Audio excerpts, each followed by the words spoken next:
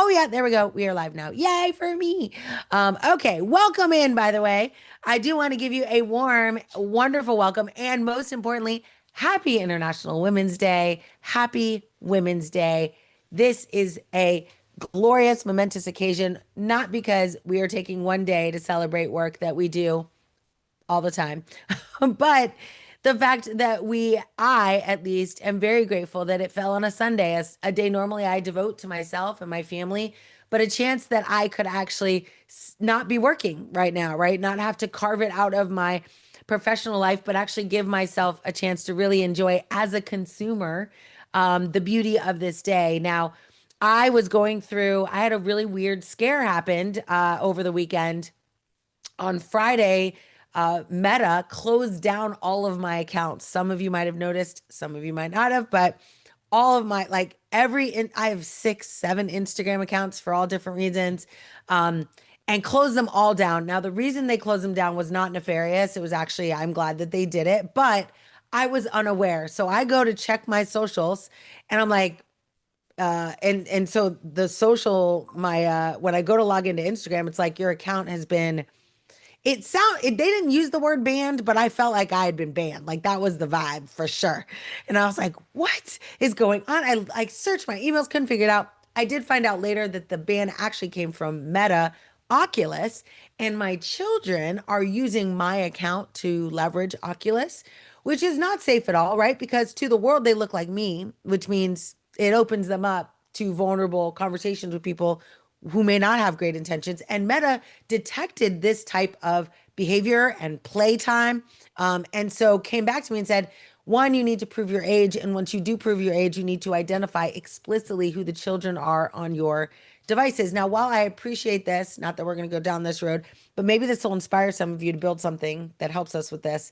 But one of the challenges, of course, is that Meta, not too long ago, like 2 years ago, was fined something like $6 billion, which is just a drop in the bucket of their revenue bucket, but $6 billion for violating children's trust laws in Ireland and in Europe. And it never even was a blip on anybody's like press cycle. And so I took it seriously. I did go and create new profiles for each one, which I think was the right thing to do because I can now control what they see. And rather than looking at my own mixed data, I can see what they're doing. But it also allowed me to choose or not choose whether or not their data gets, whether or not Meta has access to their data. And of course, well, I won't lead the witness. I made my own decisions, but we should be very, very transparent with ourselves about the decisions we make with our data. And if we have children that are operating on these platforms, saying you can't use it is not really a viable, or at least in my opinion, not a very positive way to approach technology. So instead, I just locked it down, right? So I applied a lot of the processes I do with my clients to my children, and I'm very proud of it. But I just thought that was interesting because we've been doing this, I don't know, 6 years has been the time that we've been in this scenario, and only this weekend did I get kind of shut down and told to manage it. So that was my kind of wake up call, though, because if y'all know, I do a lot of work on social media, and my Instagram, Facebook, all my Oculus accounts, like everything was shut down, and I had to think about my life. Like, what if I didn't have 2,000 followers on Instagram anymore? And what if I had to start from scratch? And that led to kind of my she builds moment today of like, not only what do I do if I start from scratch, but like what does everybody do? Like everyone has this problem when they're first getting on social. And I thought it was a really unique problem to think about. Like, how do we make that easier for people to get what's already on their mind, in their heart, on their mind, they're already passionate about, but how do we help them get safely and responsibly promoting those ideas on social media in a way that they can be proud of and that their families can be proud of? So that is kind of where my direction went. So that was V1. Then I went to this event, and then I thought to myself, of course, you know me, me, like many of you, are constantly thinking about new ideas. And so another idea, I was like, I really need to, and I've had two people say it to me, one from a sales perspective, one from a place of genuine interest and like concern, is that I have evolved my brand like Noelle Russell and AI. I've evolved that brand over the last 12 years very organically, completely haphazardly. There is no company organizing what I'm doing. There is no single entity looking at all of my websites and making sure they're consistent and connected. There's nothing like that. I get an idea, I throw up a website. If I'm lucky, I remember to put some connection to me. The only thing that connects all of them is something I know Renee does, which is the first thing we put on our website is our privacy statement and terms and conditions. And that ties them all together. But sadly, most people don't ever read those. So, though I ask them to, they don't. But that is one thing that's consistent on every property that's on the internet is my company's ownership of our, private data and privacy as well as our terms of service. But other than that, like it's a bit all over the place. And so that's where my second lovable idea came from was like, what if I could build, which is what stops me from doing it now, right? The effort it takes to build a website that is as complex as my offer structure is, which it is complex. I have enterprise, I have business, B2B SaaS, I have small business, and then I have professionals who are trying to become architects. And so every one of them comes to me for different reasons. And so that's why I have so many pages. Because when they go to AI Leadership Institute, actually now after doing this review, I realize nobody gets served really. Like it's a kind of a generic thing. But the future, especially with AI, is our ability to hyper personalize these experiences, to go after exactly who we want with exactly what we offer. So these are the types of things that pop into my mind all the time, right? These ideas that just surface to the top.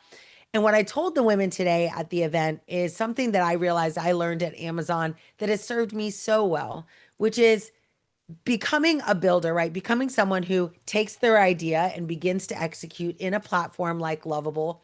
It's a little bit about it's a lot about like your clarity of thought and what you want to do. But the most important ingredient to my success and the success I see across the members of our community, the number one ingredient is persistence, is the courage, the bravery, right? To just keep working at it until you get a solution. And what I think Lovable has offered me is the ability to work on that solution with or without human support. And as a woman, and I'm just going to say this on International Women's Day, I've not always been supported. As a matter of fact, I feel like I was almost never supported in the roles that I've had in my career, right? Like there was always someone telling me I couldn't do that thing. I wasn't smart enough, big enough, had enough, whatever. Like there was always a reason that that person felt I wasn't the one to build the solution I wanted to build. And what I like about the vibe that I get inside Lovable and especially in She Builds Lovable is that maybe I invite people like you all to my conversation. Maybe I invite you to give me feedback, but maybe I learned this from a metaphysician. His name is Charles Fillmore. He founded a multi or non-denominational Christian faith called Unity, and I was raised in it. And he would say, and I didn't understand it, but it became a core belief of mine that when you're like building something, it's kind of like boiling water. And that if you are boiling water, like let's say you're doing it in a saucepan, it's got a sauce, a cover on top of it, and you're watching the little bubbles come up. The second you open it and look at it and check it, you lose a ton of energy that was just about to come to a boil. And so what he would say is that it's so important not to lift the lid too soon. And what I have correlated that to mean in my career is many times I have an idea, and if I lifted the lid too soon, a bunch of my energy, excitement, enthusiasm, and motivation would get seeped out into people that may or may not support what I'm doing. Regardless, like most of the time, it would be some reason why it's not going to work through their limited view of the world. And so, what Lovable allows me to do is build out quite a bit of it without lifting the lid, right? Like allow me to keep that lid in place, let the thing come to a full boil, even monetization, which I'm going to encourage you to do today, but get me all the way to monetization before I tell anyone about it. Everything I do in AI Leadership Institute, I often do in private before I do it in public. But I couldn't do it all before. Before I would be like, well, I'm not an expert in ads, so I need to call someone to help me with that. Or I'm not an expert in building marketing content, so I need someone to help me with that. So that is basically, my journey has been, are you brave enough to just keep going? And what are those things that often keep you from going? And sometimes it's the very people we trust with our ideas, maybe too early in the process or at any time in the process. So now that's not true for all of you. Maybe you have incredibly supportive networks, and I am so happy for you that you have that. But from my personal experience, I found that sometimes when I tell someone my idea too early, they kind of say, Noelle, it's another one of your crazy ideas. You get these ideas all the time. We'll see what happens. When actually I'm really serious about it. And so that lesson I learned from Charles Fillmore around like just let it come to a boil, kind of all on your own. Like, see what you can build before you lift the lid, before you show other people. And that's what I think is beautiful about this technology we have today is that we can see our idea come into fruition, become executable, and not necessarily have to tell the whole world about it right away. Now, you might want to, and I encourage you to. Community is beautiful. You all know that. I love working together. But I also think there's some ideas, or maybe a great way to get started on any idea is to just build it to a little bit of a boil before you actually start talking to people about it. Because like I said, I just don't want the world to influence. And I'll just give you a quick example before we go on. I had an incredible conversation with a consultant, author, advisor.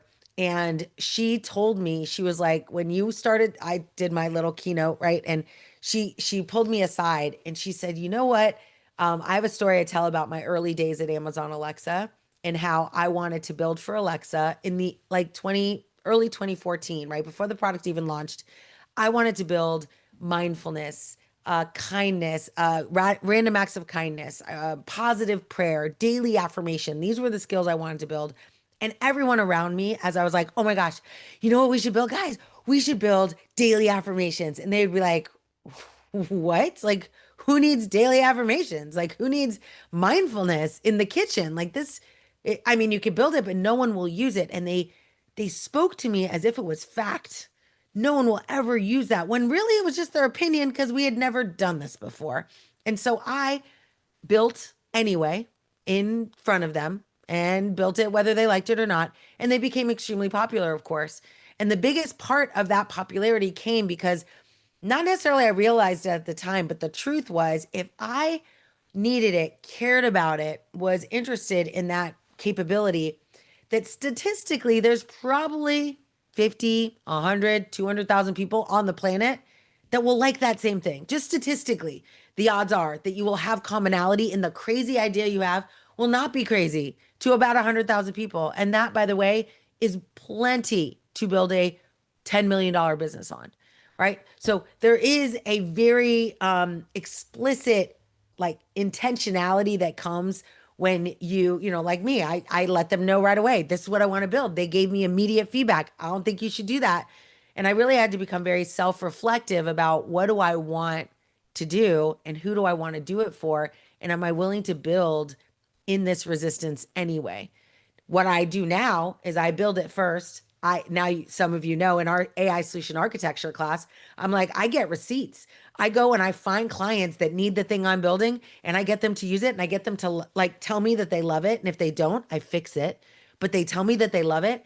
And now I start talking about it because it's not just Noelle built a cool thing. It's Noelle built a cool thing. And here are 5 people that also think it's cool.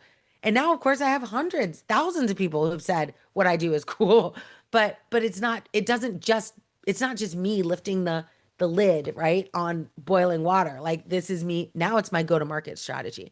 So today, my hope is that you will, I call it bringing back the backlog, that you will go back to the backlog of things that you've always wanted to do, always wanted to build, and you will create a little tiny portion of that. Some of you, as I heard, you're already building.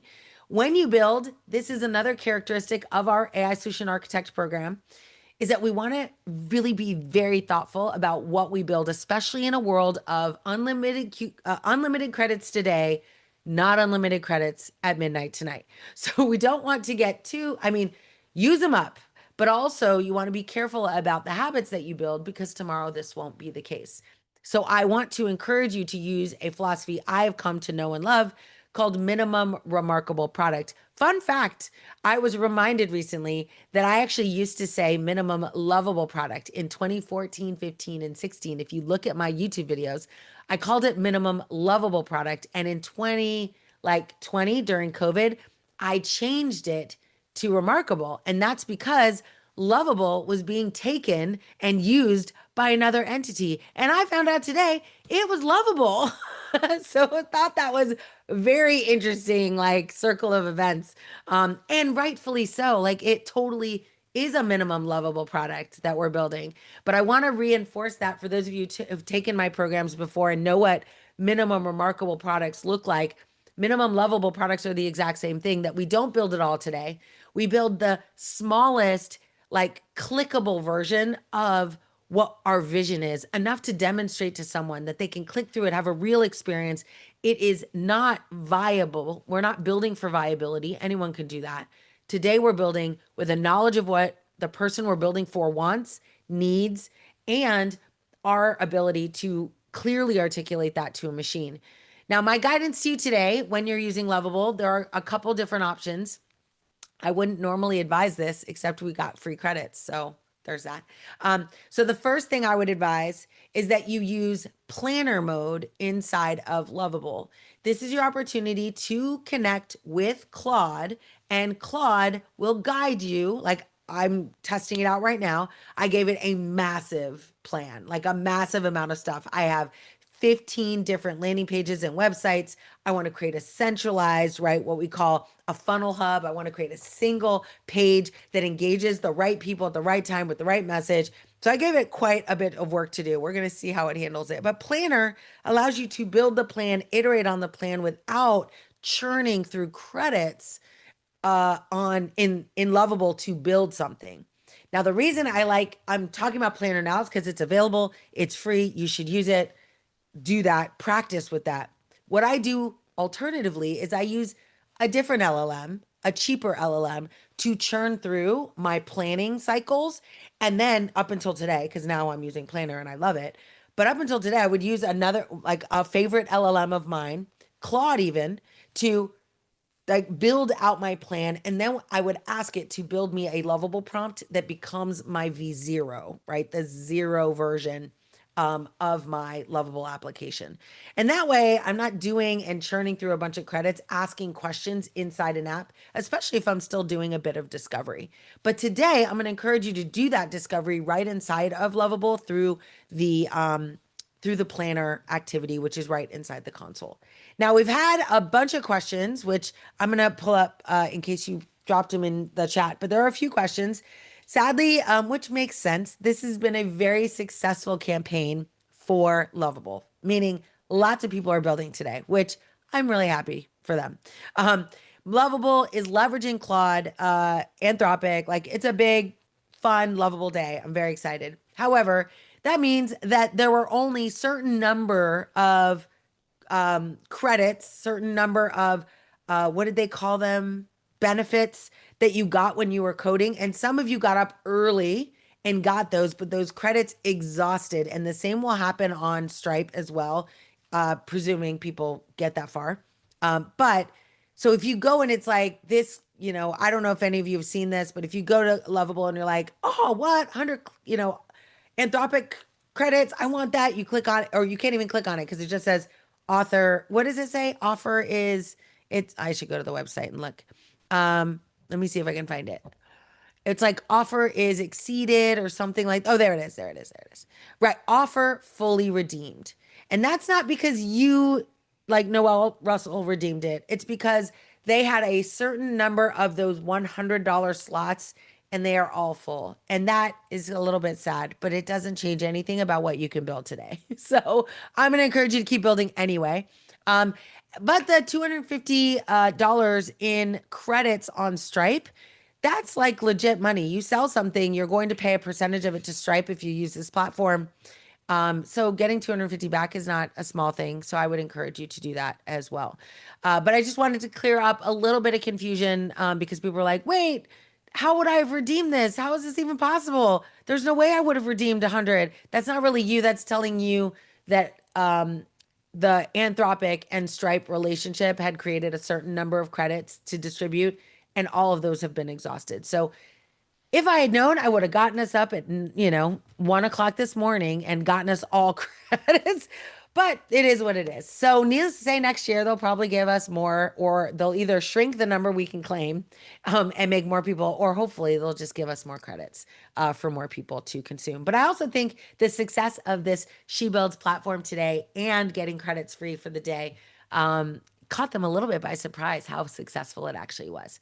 Awesome. Let's see here. Yeah, yeah, it would have been recently, like in the last 3 hours. I don't know if anyone right now can go. It might also be geographic. So yeah, it might also be geographic. Yeah. So it just depends. But I went in and I confirmed this today with our She Builds people when I was at the Miami event. But yeah, so I just didn't want you to think you did something wrong or that you redeemed them and you didn't even know it. I just felt like there was a little confusion there. Yeah. So good to know. Good to know. But yeah, Stripe is good. You do have to fill out. Yeah. So good question, Carol, or clarification. The Stripe credits are based on Stripe's entrepreneurial program. So you do have to submit your application to, basically Stripe for startups. But along those lines, I would highly encourage you to make a list right now to sign up for all the things. Microsoft has Microsoft AI for startups. I am one of their experts that you get time with me for free as part of that program. AWS has AWS for startups that includes Bedrock credits. So like all of these are available to you. Google, of course, has their startup program. So all of them, which maybe is what you work on with Lovable today, right? Is defining like what you're doing and what business you're running and how that business is defined and how can you build a platform or maybe a dashboard for you as the founder to manage all of these things. But it's extremely powerful. One of the things that I do is I'm a member of the Founders Card. Any of you Founders Card people? So Founders Card gives you like 5 grand in credits on AWS, $2,000 in credits on Airtable. There's a bunch, HP, a bunch. I mean, there's like 40 services that you get access to, but you have to pay for it. So I don't know what their current pricing is. But you have to pay to be part of that and get those benefits. But these are things as a founder you want to think about. What is the best economical way to get access to these services? So today, my hope is that you will do what we teach at the AI Leadership Institute and in I Love AI, that you will start with the problem that you want to solve. And it doesn't really matter what it is. That's why it's lovable. That's why, we're building today.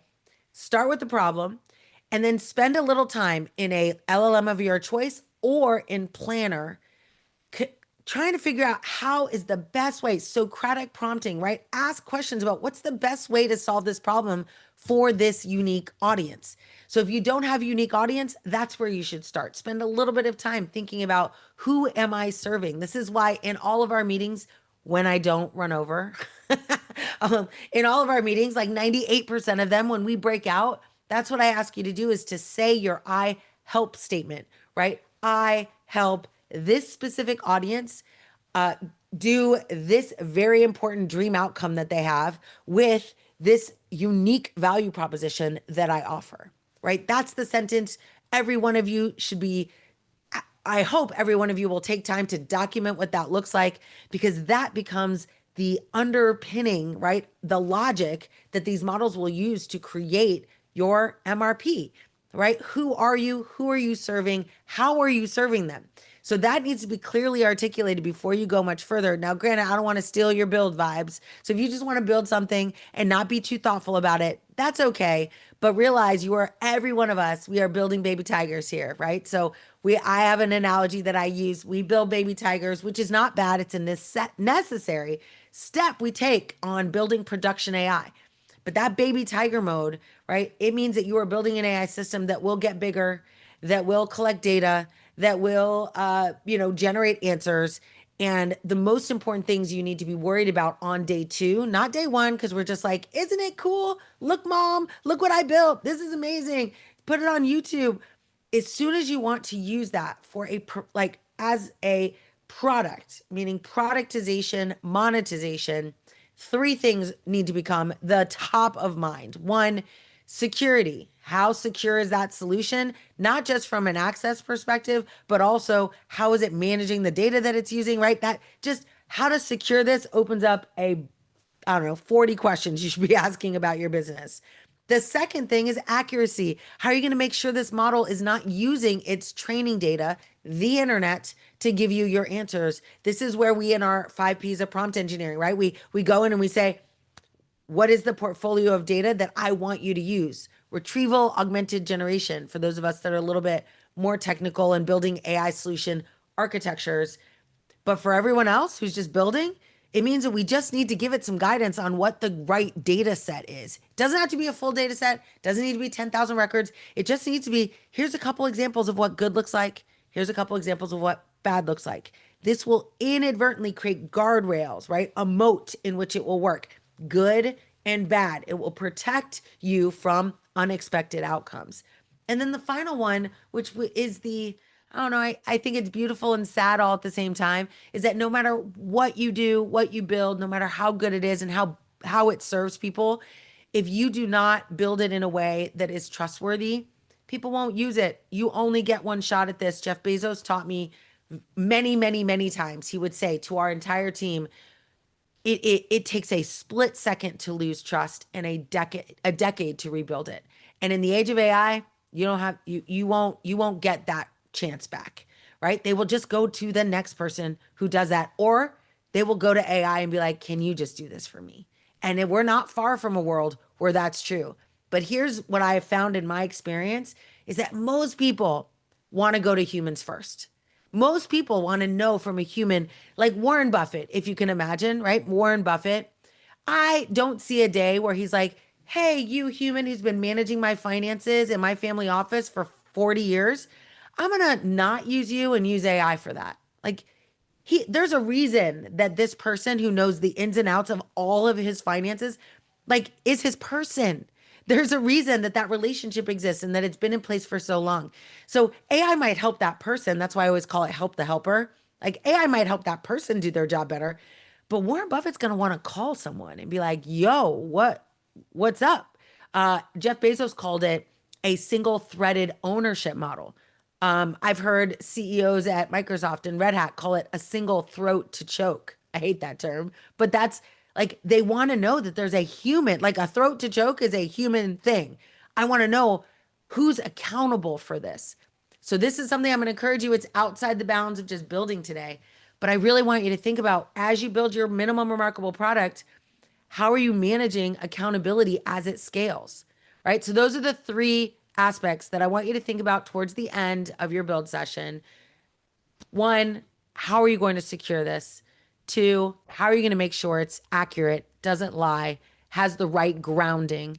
And three, how do you preserve accountability for this system so that at the end of the day, there's a human that is controlling the experience, a human in the loop or on the loop that is making decisions about, yes, you're doing a good job. No, you missed the mark. But here I'm educating you as an AI system. And that has to happen all the time. Model drift is incremental and exponential. It doesn't stop because you stopped it. Like it is constant. So having you or a team or even AI that you monitor do that kind of incremental monitoring for security, accuracy, and trust, that's what's going to allow you to go from idea to productization to monetization. If that's your goal. Some of us are building stuff to just make our lives easier, to let us take the day off on Friday. And I'm all for that.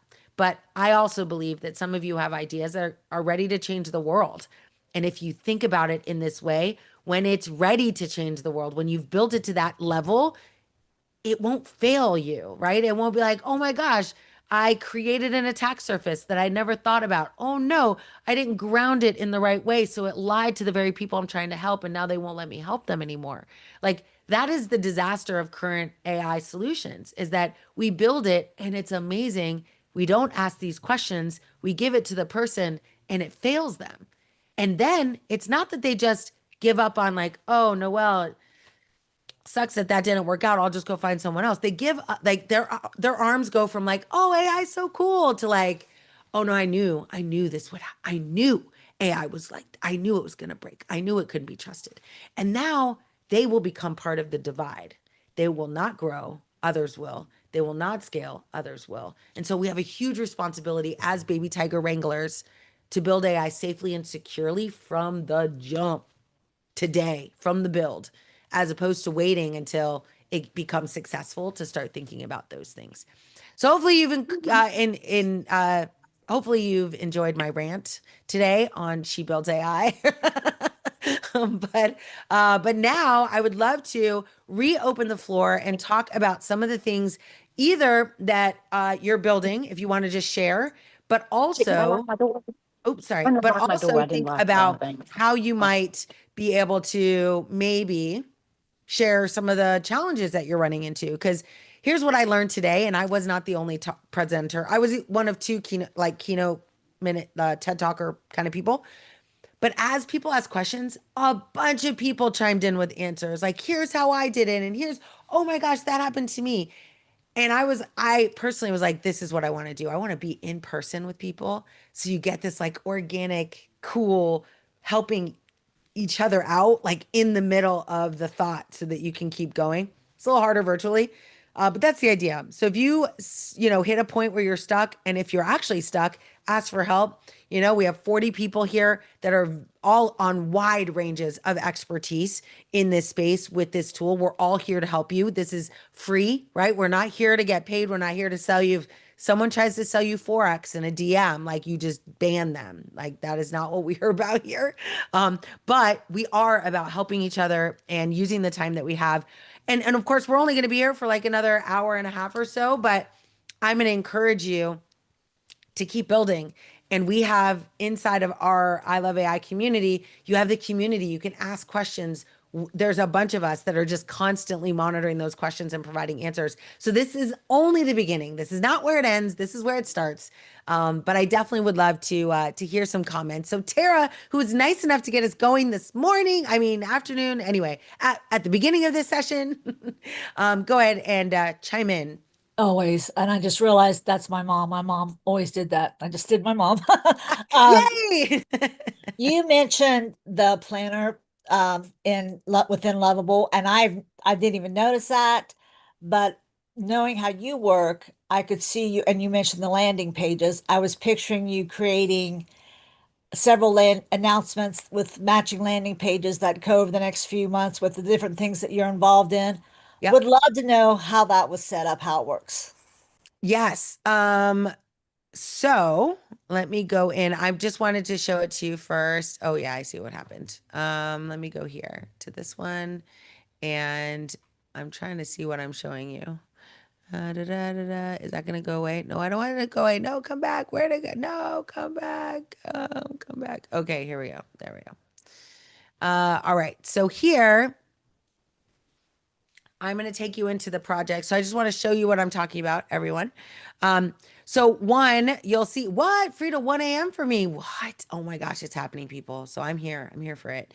I told my kids, I was like, it's like Mother's Day. Today is like Mother's Day. It's the same, just slightly different. Maybe less. You didn't have to buy me anything. You didn't have to make me anything, but it's kind of the same as Mother's Day, where I'm going to take time for me and just build some stuff I've always wanted to build. And so I have till 1 a.m. So this is exciting. Except some of y'all know I was up till 5:30 this morning with my daughter at Girl Scouts at Mall Madness. Oh It, yeah. yeah, it's okay though. It's fine. And then I might have had an idea to like have some rosé for dinner. So I was like, I'm gonna do. Now I'm like, 1 o'clock. That's not happening now. I need my full brain power included. So here is where you can see it. It's way down here though. So a couple things. I'm glad we're here. So when I don't know if I'm in this mode right now, that is so cool. I'm very, very glad for it. But there is a couple of changes that have been made to Lovable in the last few weeks that you might not be aware of. One of them is visual edits. So this is another one. You're looking right now at one of the platforms that I built. Again, one of the many landing pages that I am supporting. And if I click on visual edits, what you'll notice is, of course, it's now going to reformat the content in a way that allows me to capture visual elements on the page. Now, Padmini Sony, one of our coaches in the community, she would always be like, just learn to code a little bit because then it's cheaper credit wise for you to go in and make these changes, right? If you knew how to read HTML, you could just jump in there and change it. But now they add, so as a result of that feedback, right? As a result of them being like, wait, we actually don't want to necessarily make you go learn how to code. They added, and it was good advice, by the way. I do think you should learn how to code. I think that's good advice. But they added this capability out of that complaint, right? Where we were like, what if I don't want to do that? Now, many of you may have experienced this, but for those of you who haven't, when you are vibe coding and you say, hey, so where you mention active clients, which Noelle is looking at this page and this very specific element. And you'll notice when I click on it, notice what it does. It gives me the text, the color, right? The background color, the margin, the padding, the spacing. So I can now narrowly focus. Before this, when I would be like, hey, can you adjust active clients to be blue? Everywhere I had active clients would turn blue. Or worse, the one active clients section that I called that I'm not looking at turns blue and this one doesn't. And I'll be like, why? You're not making the change. And it will tell me, no, I did make the change. I'm like, you didn't. I'm looking at it. And the reason why is because obviously I was in a div. If you know a little bit about web development, right? I'm in a div. It's not in. And so it's coming from a different frame of reference. So this is awesome, I think. So I just want to encourage you. This is part of the cool usefulness that you should play around with today. So if you don't like something, don't like a color, right? You don't have to do that. This, right? I'm now in the div. Now it says, maybe I want to change the, what is it called? Favicon, right? Maybe I want to change the color. Maybe I want to change the font or the size. Like I have just much tighter control and the algorithm they are using to price out token usage, which maps to credit usage. I don't know if you've noticed this, but it's not one to one. It's not one credit to one action, no matter how big or small. It's actually correlated. They're looking at what you're doing and how much you're doing and how many tokens you're consuming, and they are correlating that to a credit. So that number changes dynamically. So another thing I often will do, not every day, because it's like watching the stock market and I don't want to know sometimes, but often I will go in and I will just look at the project settings. And when you go into the settings, you can see how many credits you've used, how many messages you've had, right? So you can start to see this correlation, right? I sent 2 messages and consumed 5 credits.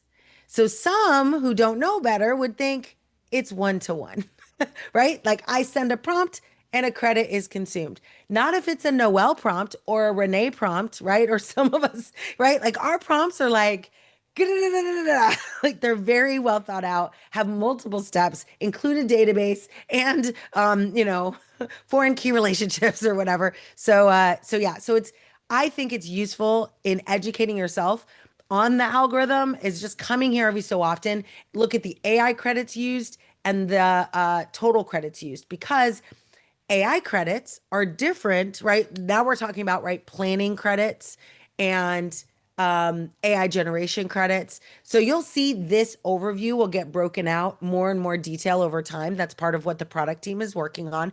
But this is still good to give you a sense of like, oh, wait, I sent one prompt and that translated to 3.7 credits. You can see some of that in the working environment, but over time, you don't want to look at that on a per day basis. You're going to want to look at it holistically for the project.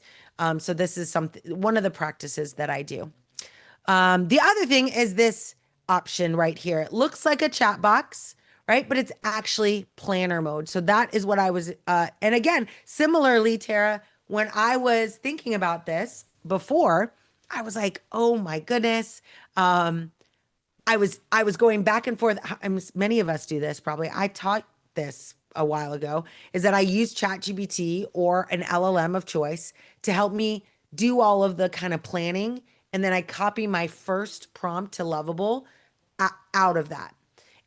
But this was added. So if you don't know, it was added specifically for that purpose. And they're using Claude as the LLM to do that planning. And so it's worthwhile today when it's free to play around with that and see now when you're comparing prices, right? Today I have a very large collection of AI systems that I have to calculate together to create an ROI for a product that I'm creating. This allows you to maybe start thinking about the economics of if I can plan in the tool, if it separates the distinction between building the model, building the web application and the planning, and it's cheaper to plan. And like, if you understand a little bit more about the token economics that are being used here, you might find that it's less expensive and you can build more. And Okay. that's it. It's not, is it less expensive only? Because you might not be able to build as much. And it's not, can you build as much as you want? Because it might be crazy expensive. So it is this balance of awareness. But I'll show you because I was doing this earlier today. This is my recent conversation with chat. I have, of course, y'all know me. I'm always building big businesses. So I was like, I asked it a question. I actually think, where did I put this? I thought I put it in Lovable. Maybe I did, and I just didn't save it. Let me go back. Oh yeah, maybe I didn't save it. So I'm gonna go back and actually start it from scratch. But I used because I had already started this process of planning in chat in order to create a lovable prompt to paste it over. Today I was like, I should use Planner because I wasn't sure about the economics of Planner. Today I got it explained to me. You can watch, I don't know how many of you were listening to the Stockholm event this morning with Lovable, with the owners. Very cool stuff. I always like knowing, like feeling like I know the people that I'm investing in their company, especially at the tier and level that I invest in. I'd encourage you to go back and watch that. It's available on replay on the She Builds website and in the community on Discord. So very, very cool. Yeah. So to answer your question, that's what we're going to build now. So I'm going to go and take this prompt. I did start working in the design mode, and this is literally just planning, right? So let me see what's in I think I was doing it on my phone. So I'm going to see if it's in my clipboard, cancel, and see what I got. I love the universal clipboard oh, it's not there anymore. But maybe it's in my chat. So hold that thought. But this is yeah. So you're going to watch me over the next hour build out exactly what you're saying, and you'll see the prompts that I'm building, and you all will you're welcome to them. I'll be happy to copy and paste them into the chat. But I mean, I'm trying to like grow the revenue of my current business. My current business is at a state that you might not be at, so it might not be relevant. Oh, But I will tell you one of the most important questions I asked the planner was given now granted, ChatGPT I've been using for 180 days. Or I'm sorry, 1180 days. 1100. So that's not like a year. That's not 2 years. It's like 5 years almost. Maybe four and change. And so it knows a lot about me. I have been talking to it incessantly since then. Uh, as a result of that, I exported as an exercise all of my content to Claude to see if, and Claude actually gave this to me. I don't know if you've been to Claude recently, right? Claude has want to get out of ChatGPT for whatever reason. Like, you do you. If you want to change platforms for whatever reason you want to, here's a little, like, it literally builds you the prompt to extract all your knowledge from chat. And so I was like, well, let me see. It doesn't mean you're not killing chat, right? Obviously. Or maybe you are, but it allows you to extract all that knowledge. So it's a very cool thing to do because you can see what the words are that you use to extract your knowledge from memories inside of another LLM. Portability, I think, is our freedom, right? Like that is something that we should know how to do. And I'm not sure, I think until recently, most of us didn't even think about needing to do that. Like, I don't even think it was a practice that we had was like, make sure I teach it as part of responsible AI. So if you all remember, during our challenge, I had told you to build out the prompt for your agents to do it in a document first and then upload that to an LLM. It's the same idea, except I didn't follow that principle with like Chat, GPT, or even Claude, because I was like, well, I don't know. For whatever reason, I didn't see them the same way as my custom built agents. Now I do, obviously. Well, maybe not obviously, but I do now. So as a result, I will be building that out with you all today. But I wanted to show you both of those two new features. I'll be building that out and then I'll show you what it looks like. And I'm super excited to have unlimited credits in which to test out my hypothesis. And that's really what we're doing, right? We're bringing research into the work that we do. So today is all about hypothesis testing. What can you ask? How can you build? Build as many projects as you want, right?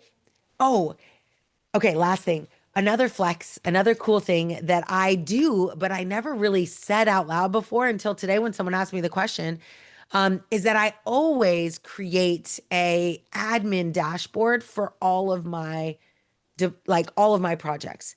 And the reason I do that is that if I can get Lovable to build it to a certain state, and then all the customizations I can make through a dashboard, I no longer burn AI credits on Lovable when I'm Mhm. using the dashboard to edit the app, right? Now it's just the app's functionality. So think about that when you're building MRP, right? When you're building, how do you build it in a way that allows you to edit without being in Lovable to operationalize the use of what you're building? And that means at the minimum, build an admin console that gives you the ability to like change data, add administrative users, review users. In my case, look at clients, see aggregate data, like whatever you want. Even ask the planner. I want to make sure that I have an administrative view of this. What should the administrator be able to see? And it will give you some ideas on that, on what good administrative views look like. You can also go to your favorite tools that have great administrative consoles. Take a picture like Renee does, right? Take a snapshot and feed it in and be like, I love this. Can I have something similar for my app? Though that's as simple as it gets today. But we're productizing research. So the more hypothesis testing you can do, the more likely you're going to find a opportunity to build something that's valuable and scalable for the community you're building for. Yeah, so I will share that the details of that, Tara, with you over the next few. Anything else you wanted to share or say, or anything else you're working on? I built my first fully functional chatbot for my website. So I finally can be chatbot certified. And it was a lot of work because I used Lovable to do it. I didn't use a chatbot builder tool. Awesome. So I'm excited about that. And I built several assessments Awesome. that are going to be hosted on different places. So I'm excited about that too. Amazing. I can't wait. And so hopefully if you're going to do the video then in order to get your certification. Yes, I am, my dear. And so it would be awesome. Not I shouldn't tell you this now. I should wait till you do it, but it would be cool. We would all love to see it. So like the because you are now demonstrating something that we didn't do in class, right? You're demonstrating to us how you did this in a totally different tool with a different set of constraints. And so I think that is like really super valuable. I would even maybe consider putting it on YouTube. But like I said, I'm not gonna say all that because you'll be like, I don't want like, what are you talking about? You know me so well. Yeah, so I'm gonna tell you now, like, no one's gonna see it. I mean, I'll look at it briefly, like, I won't, No, just I'll get it share it. done. I'll Yeah, share it. I'm yeah, yeah. determined to I be. think we would love, I mean, the community can let you know, but I would imagine it would be very useful for us to see the bot builder framework done on Lovable. Building a Sure. customer service agent. I think that would be really cool.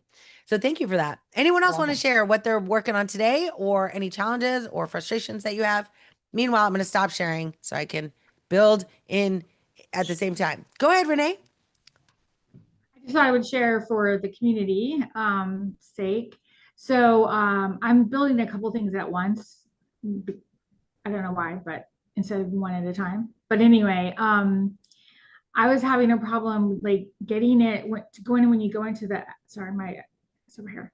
When you go into the edit and you try to go into the side and actually do the visual edits, I couldn't get it. I don't know. It just wasn't working for me. So I went, I Meaning, just, like when you clicked on something, it didn't match what you were trying to edit, right. or Yeah. yeah, yeah, yeah. So I had the same problem, and I found that it was because I built what I was building before visual edits was created. So, like you can imagine, right? The model that they're using to, Oh, yeah. yeah. So, I did go into one old project. That's what it is. yeah, Because yeah, that's what and I then I would had a think. brand new fresh one from scratch that I did this morning. So I built today, this, some people already took it, the spirit animal.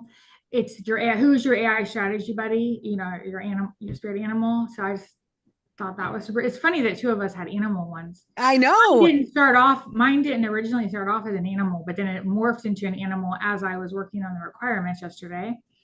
By the way, on my phone while walking my dogs, wrote my PRD with my, it was awesome. That's I what I'm love talking about. multitasking.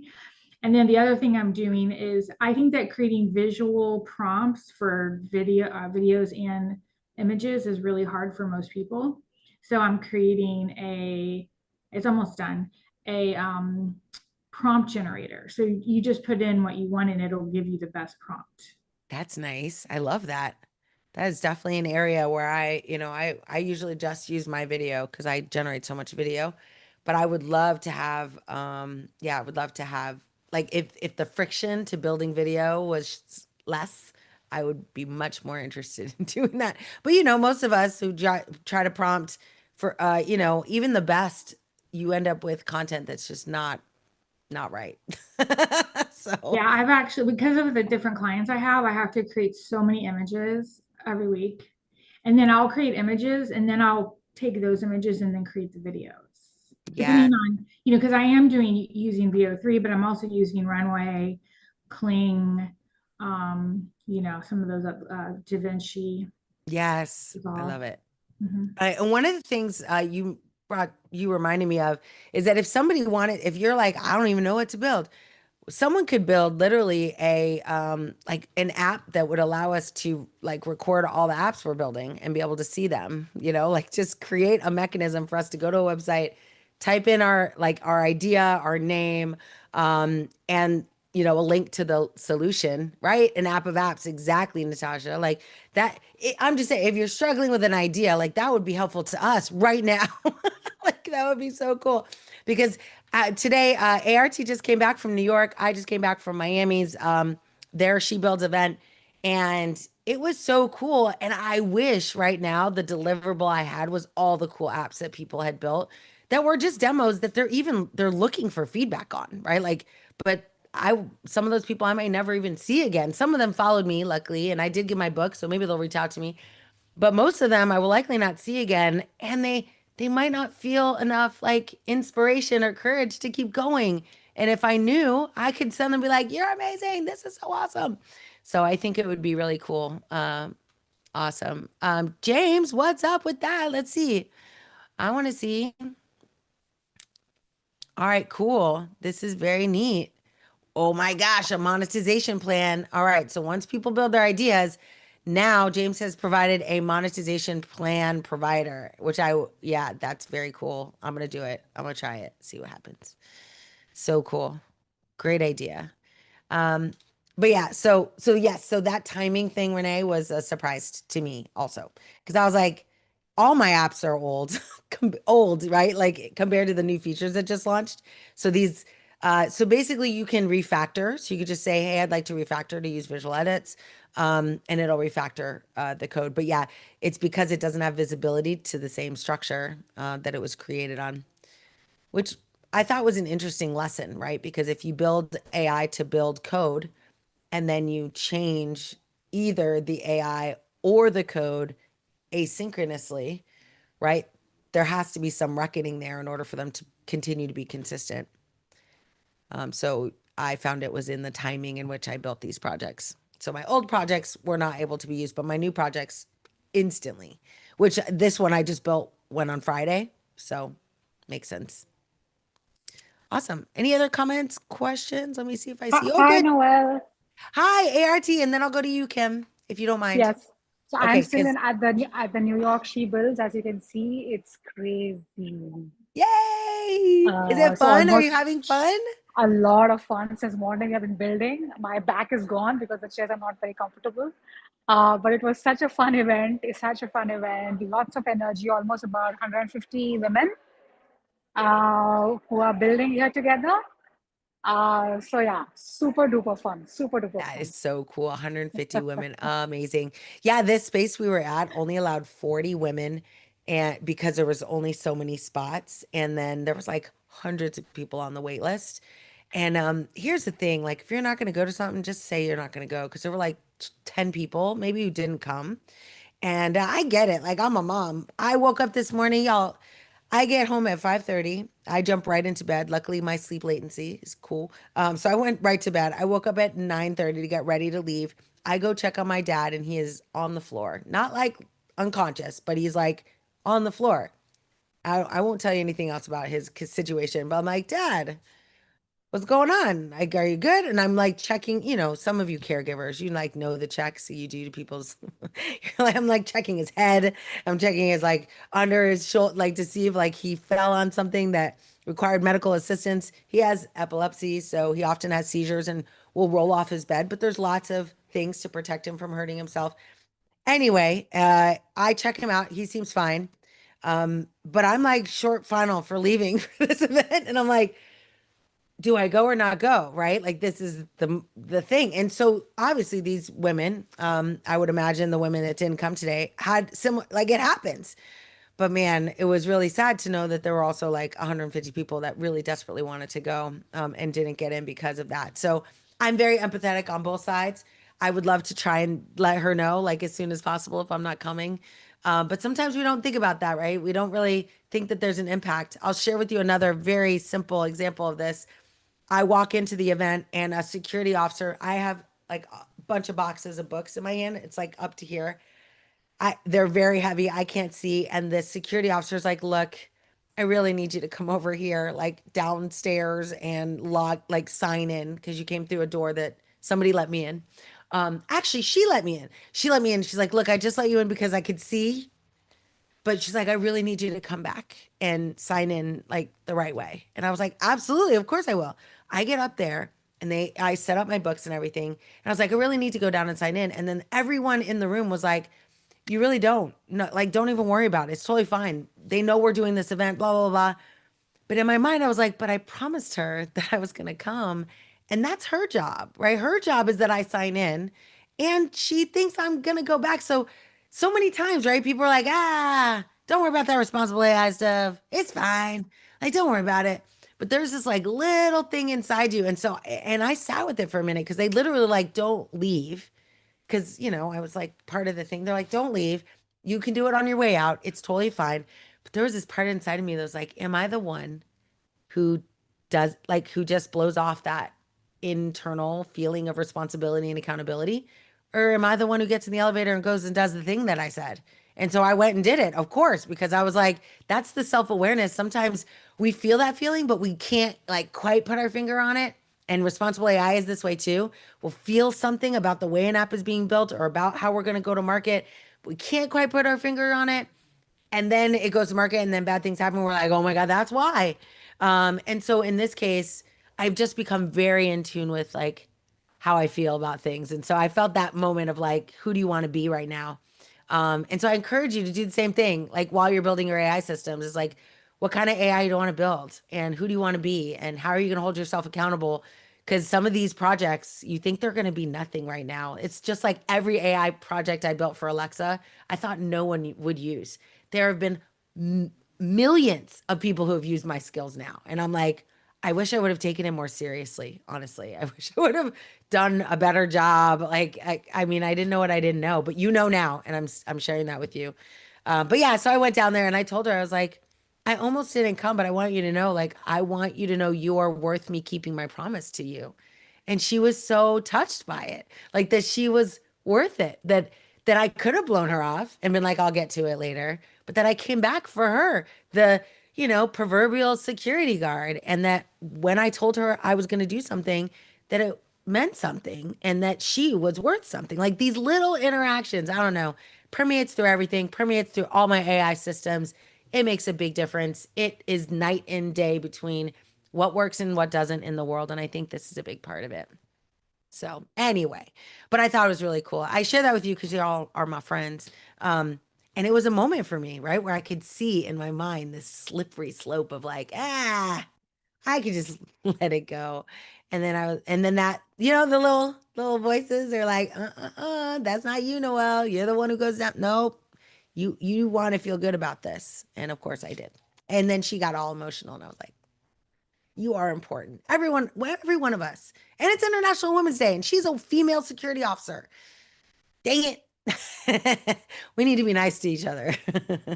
So go ahead, Kim, and then we'll go to Sherelle. Thank you so much for sharing, ART. I don't know how long you can stay on, but we're so grateful for giving us a window into New York. That is so, so cool. So thank you for And I'll see you sharing. next week for your Yes, birthday yes. celebration.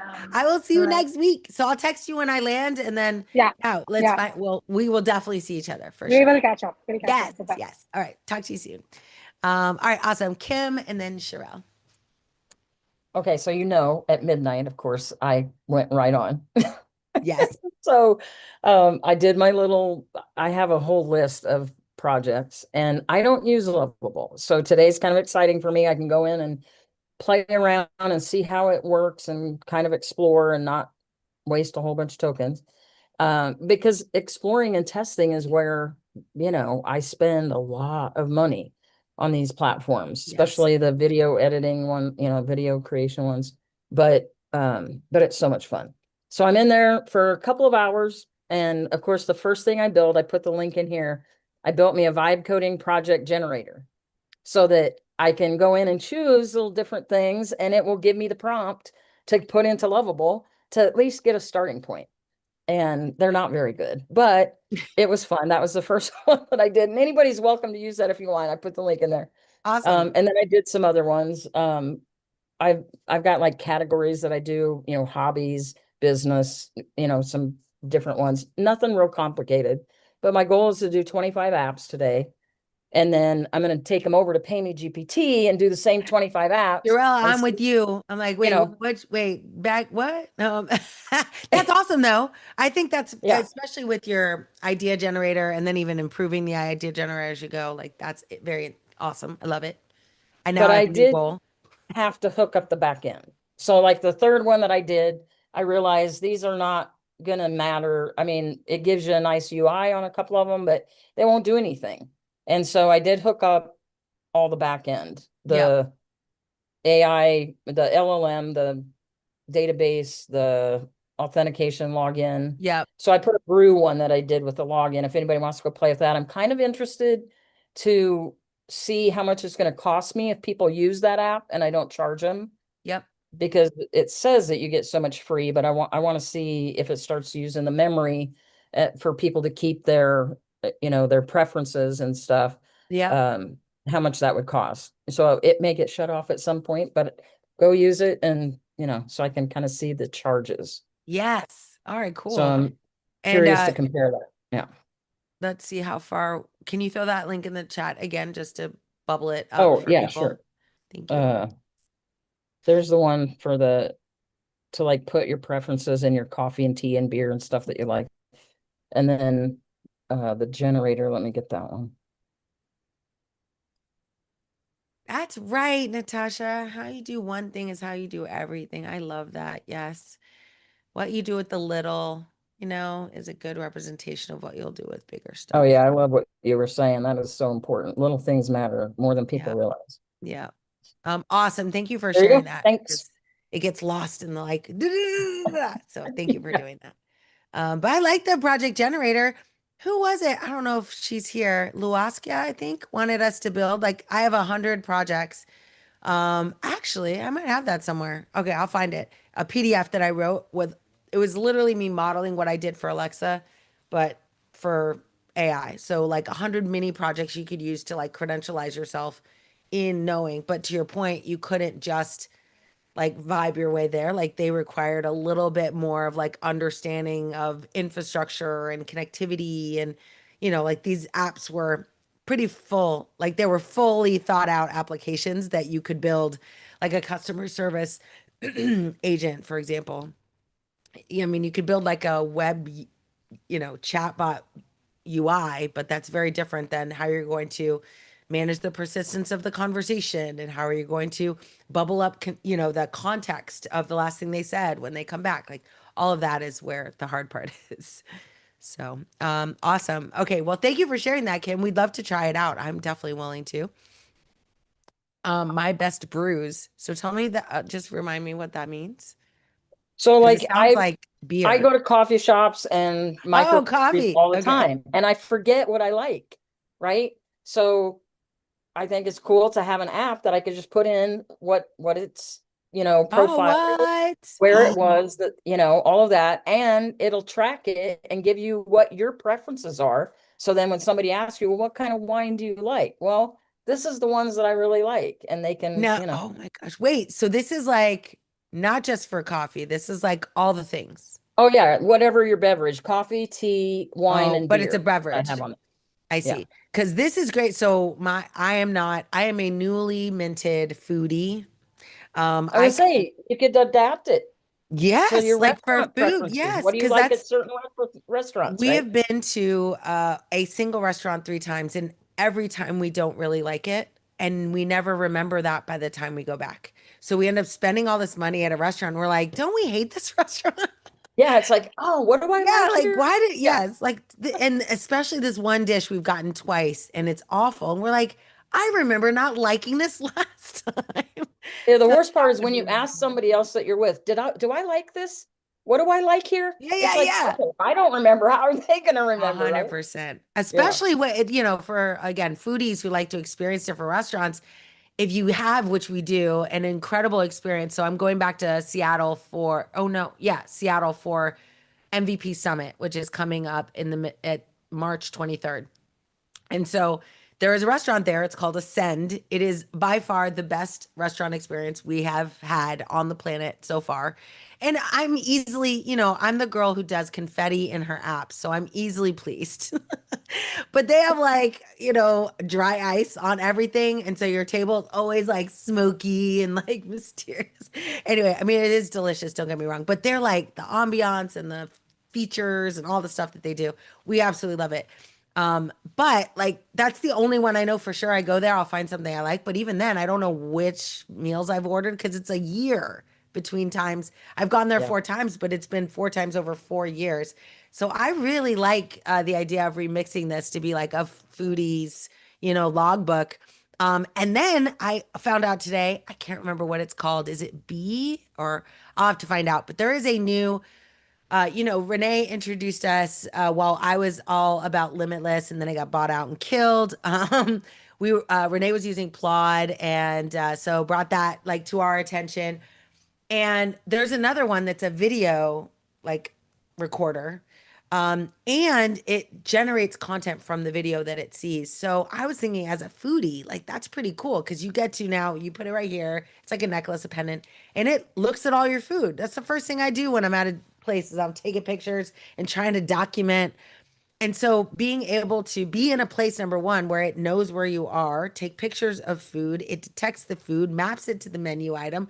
Like there's so much cool like experiences that you can build from that that's just hard to do like manually. And I think a huge opportunity to sell to these higher end, higher margin restaurants. So really cool. Yeah. Yeah, exactly. It would be really, I agree. Yes. Yeah. So, and I don't think I don't know how, I think you have to be like in your team, Kim, to remix this, but maybe there's a world where you share your prompt or something. If it's open or you Oh put it on. yeah, I could do that. I'll after today, I'll put together anything that I, was Yeah. playing around with that might be beneficial, and I'll I'll share definitely those. publish if no Yeah. one does this as a result of today and builds the opportunity for all of us to upload their projects that we built. I will put, and this is not for your like IP, right? I'm not looking for you to share stuff you don't want to share.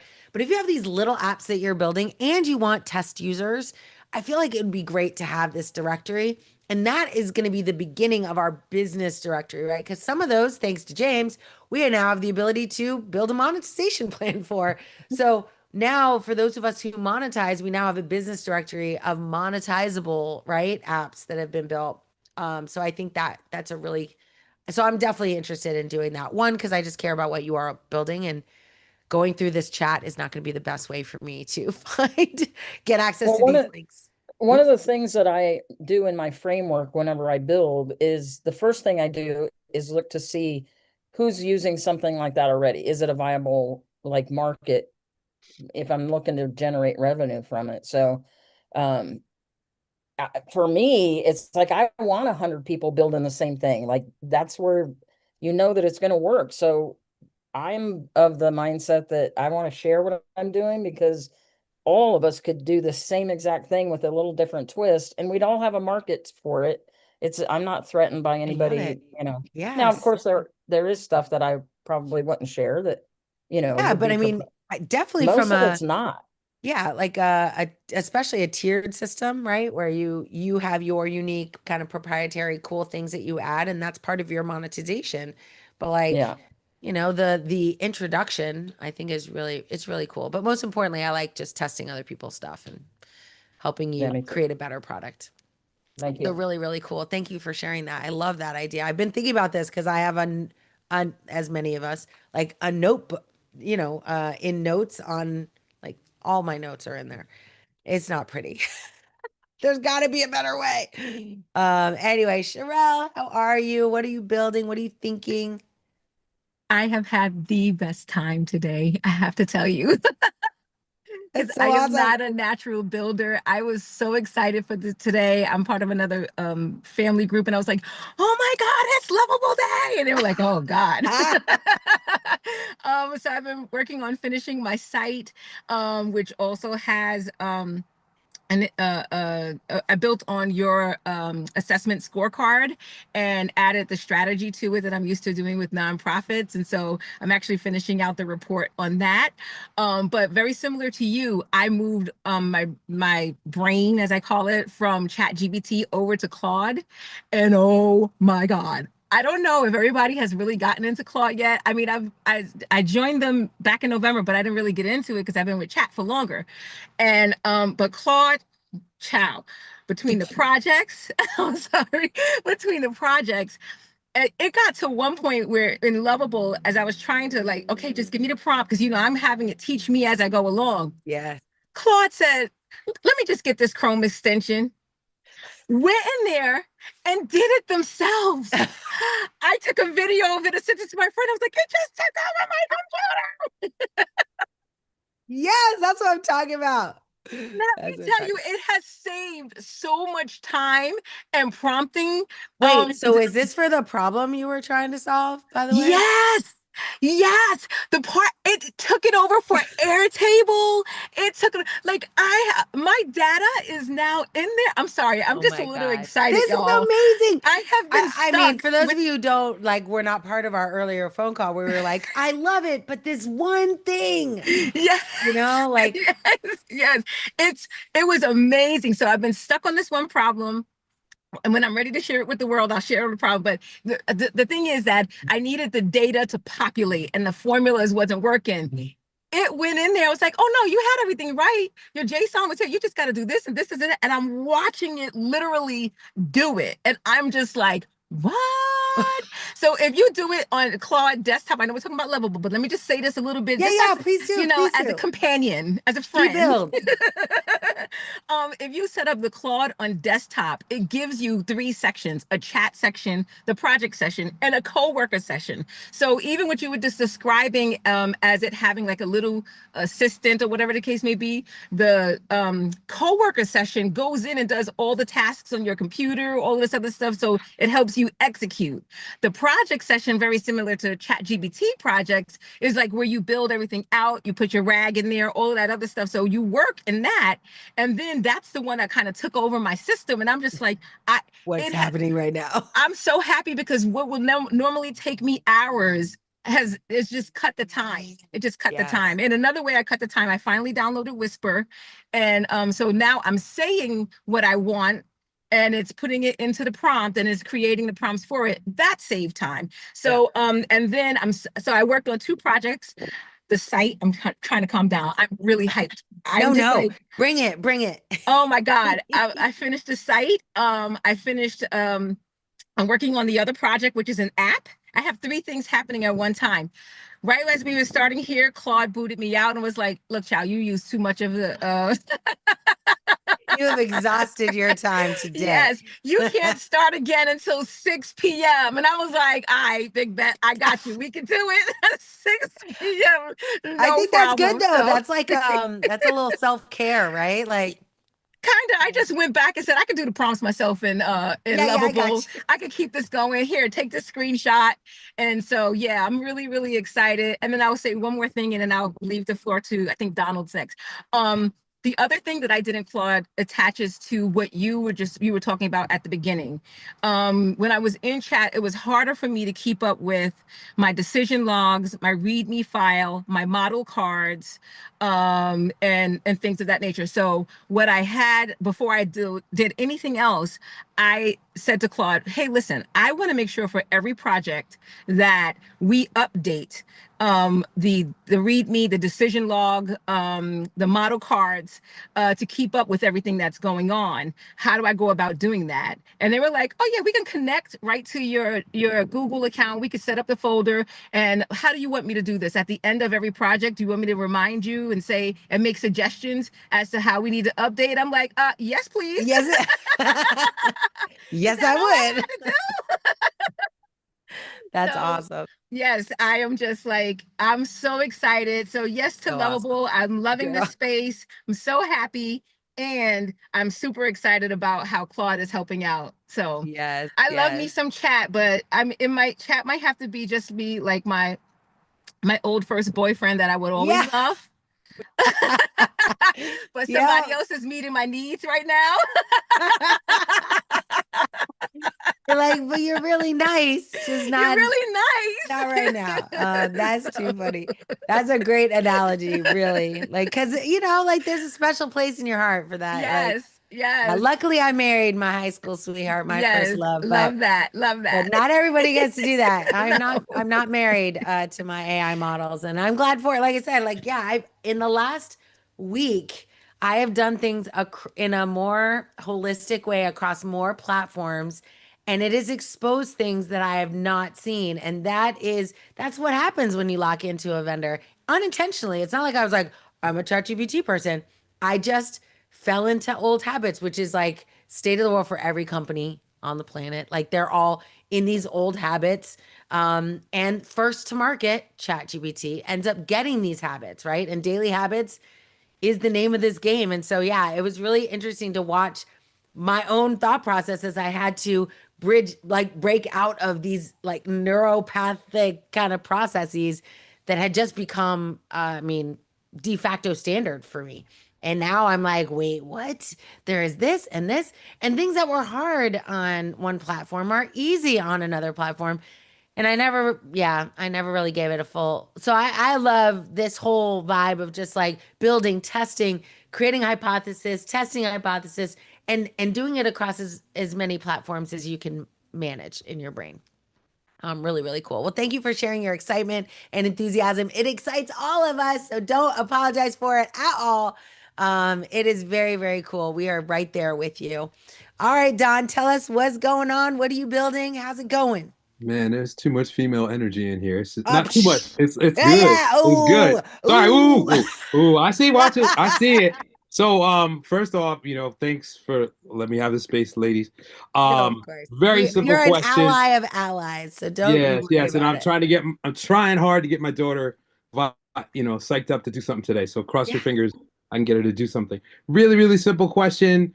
I saw that I think the extension for Kim's tool was .app, and I'm curious, are you all creating websites, or are you actually creating apps? Because that was the one question I had. I'm That's a creating good question. websites personally Yeah. now, but I have created an app. And when you say app, do you mean like deployed through an app store? Well, no, that was what I was kind of curious about because I saw it popped up, looked like a website, but the extension said .app. So I just wanted to be clear: are people actually creating apps right now, or is it just Yeah, I think websites? there's a bit of I put the word responsive. Yes, thank you, Kim. I put the word responsive in there. I think there's a bit of a transformation that's been happening over the last few years from like traditional app development, meaning an application, whether that's a mobile app or a web app. And then we saw maybe 5 years ago this like transition that people were making to building kind of, we call them what were they called, like PWA, right, power web apps, and this transition from like I don't want to build for one platform. And I'll give you a really great example. I was at NPR, this was 2019. I was the head of engineering across, well, like the proverbial CTO across all of digital at National Public Radio, and I had a Android team and an iOS team and a web team, and they were all building divergently. None of it was connected, none of it was the same. They had features rolling out on web that were like 3 years on the roadmap on mobile. They had stuff on mobile that you could do easy on mobile that the web, so the experiences were completely disjointed. So I think now when people are launching, I think people are using extensions they don't fully even like they're just like, I saw this other app use app, so I use it because it's kind of an app. The other thing is subdomains versus, what's the other word? Like subdomains versus the other kind of like, when you do AI Leadership Institute slash app or app dot, right? AI Leadership Institute. So the ability, like you have complete control over that. In the past, they literally were defining a mechanism, a way of going to market. Today, it's completely vanity. Like somebody, I will choose what that extension looks like. Now, the definition of app, I put responsive. Technically, any application that you're building from an engineering perspective, an application is something that's not brochureware, right? It's a dynamic activity that happens on a web page or a phone or a watch, right? But that functionality is dynamic. You click a button and something happens. You provide data and something happens. That application concept, I think, has now represented everything that we do. But to Renee's point, I mean, most of what I do is build websites, but those websites have application functionality built in. So I'm building like AI Leadership Institute is my website, but on it I have a risk calculator, which is an app, right? But that app is actually a responsive HTML iframe that I'm plopping inside of my website, right? So I think that's why I asked you for the distinction between like, are you talking about apps you publish? Because a lot of companies now are publishing responsive apps, and then they're giving you instructions. I don't know how many of you know Hearth or Starlight. These are, of course, I would know. I have 6 kids, but it is a home network, like a home operating system for your family. We have one that sits in the center of our home, and it is a digital like outline of everyone in the house, all of their responsibilities, and a reward system for when they do their job. So we run our house like an LLC, and it works for us. But as a result of that, when they first came out, they didn't build a mobile app, like they didn't build an iOS app or a Android app. They built a mobile app and made it responsive. And then when they sent it to us, they were like, this is not an app you download in the App Store. Click here. And they gave instructions on how to save the icon to the home screen. Have you seen this? This is like, I mean, now they have an app. So like now I could go to the App Store and download it. But to get out the gate, which is what we're doing today, they ended up deploying an app, but they deployed it as a responsive website. They then taught their users to download it onto their phone as an icon, and it looks just like an app. And when they click on it, the only difference is it opens up a web browser. Yeah, exactly. Saving applications. So I think there's a little bit of transition that's happening in the app space. I right now have zero interest in building and going through the mobile app process with Apple and iOS or and Google. And that's just because I did that at NPR and it hurt me. And so I don't want to do that anymore. I'm like, and then when I saw Hearth did it and I had no problem. I did not ask any questions. I was like, oh, that's how your app's deployed? No problem. I didn't go, what? You're not in the App Store? Which is what most entrepreneurs think. If you're not in the App Store, it's not a real app. If you're not like, we put all this stuff in our head to keep us from going live.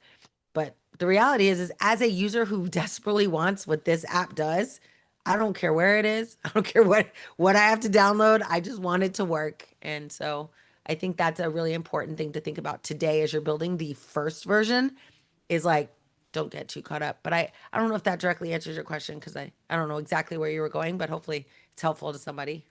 I think it does. I just one more thing. I just wanted to give a shout out to all the women in the room because y'all are powerful. And I just remember back in the day when I first started trying to, learn how to code and there were ups and downs. And I was one of the few brown people in the room, but there were almost no women. And so now, just looking at all of you so psyched up, feeling capable and powerful. When I said like there was too much energy, I just couldn't match it. So I Yeah. just wanted, I want to explain that to you all and just give you a serious shout out. So Thank you. No, we know you didn't mean anything by that, of course, of course. But it is, I agree with you. I'm like in inspiration overload by like it's so incredibly now all I want us to do is go and be in those spaces where it's 90-10, right? Like that's the challenge I have is that I go to these conferences. That's why one of the things we're building is conference delegations where I can have companies sponsor women to go to these conferences because for whatever reason, we don't get to go. And I'm not going to put it on anyone saying like you didn't ask to go or your boss didn't let you. Whatever it is distinct and it is obvious. I every year I will take a video of the escalator going up to my keynote.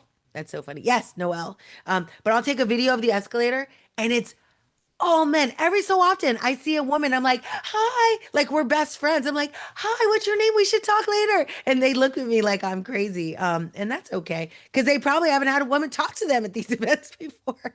Microsoft is a little bit better because their demographic of employees is a little bit better than most, but in almost every engineering or technology and now vibe coding AI, these meetups, there are 52 happening in Miami. When I go, it is a handful of women, a handful, and none of them are speaking, and they all could, they just aren't. So I think there's some work that this is hopefully going to inspire in you all to like get out there. That's too funny, Sherry. That's amazing. I saw Tia's here. What's up? Good to see you. Anyway, so I hope we all just get out there and do what we're doing now, but like in these other meetups that are happening, you'd be surprised how much you know. Someone actually told me that the other day. They were like, I just demonstrated something I did in the class that they took. And I didn't know this, but no one else in the room knew what I was talking about. And it like solidified, like they felt it. They're like, I can't believe I know something that they don't know. So I feel like there's a little bit of, myth busting we need to do on this, echo chamber that AI has created. And the best way to do that is just to get out there. And if you are not, if you know a woman or an underrepresented person who's not good, like bring them along and be like, some things you need to talk to somebody. That's what I do. I bring people with me. Or worse, like Padmini, I ended up throwing her to the wolves, as they say. Like I had a keynote in a city and I was like, I can't take it. You're up. And so she went like this is early in our friendship, but she was in the community and I was like, go do your thing.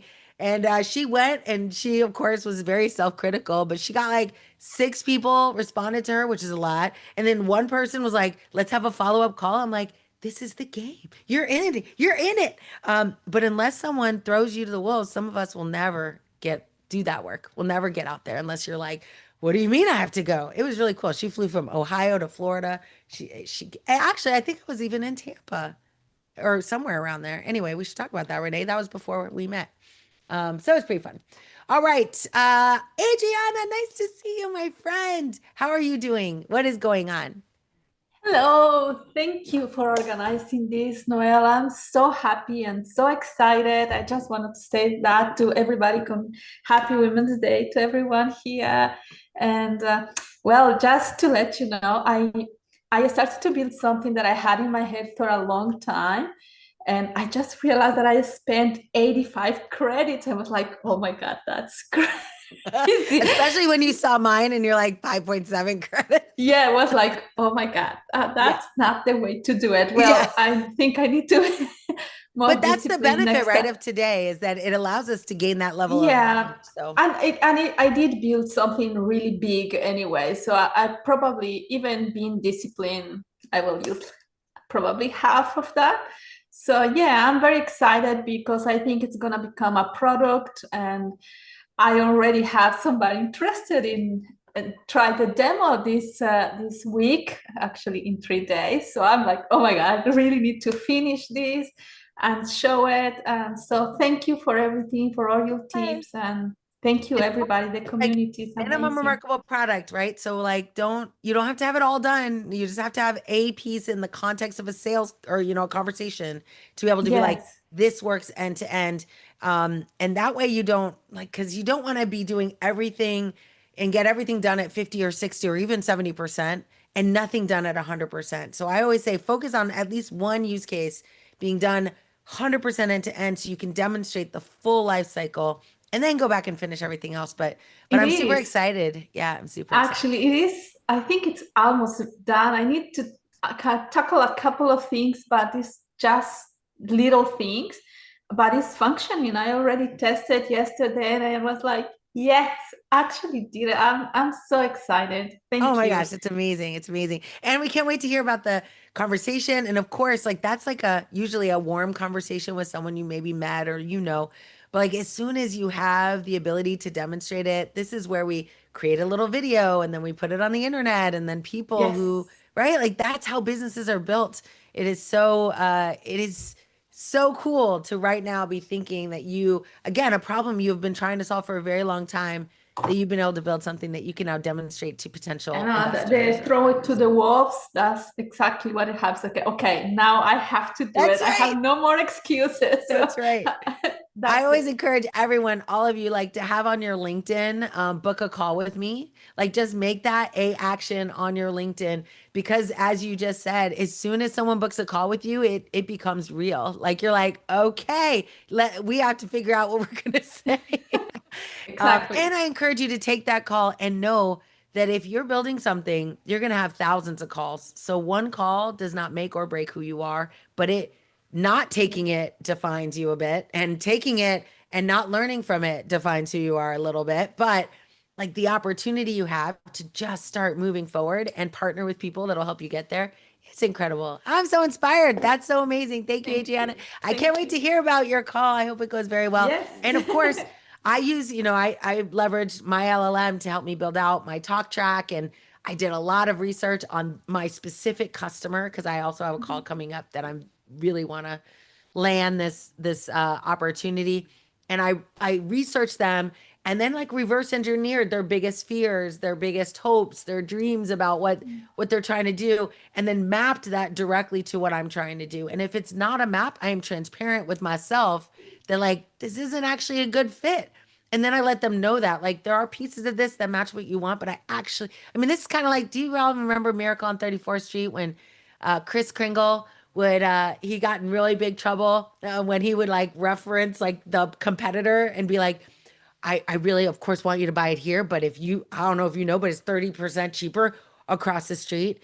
And that they then like more and more customers came to that of course to his store because it is all about trust. That's why I mentioned at the beginning, security and accuracy, but at the end of the day, you can have all of these things and if you don't have trust, right? If a person doesn't believe that you actually built something that's for them and you know what you're doing, you deliver. Someone came to me today at the women's event and their immediate ask was, can you help me implement something that another implementer, what did she, oh, she said a word I can't say, something about a bed and going to the bathroom. But they like, she said this phrase and I was like, that's unfortunate. I would love to help you. And she said, this is the comment. Like she, of course, serves a bunch of clients.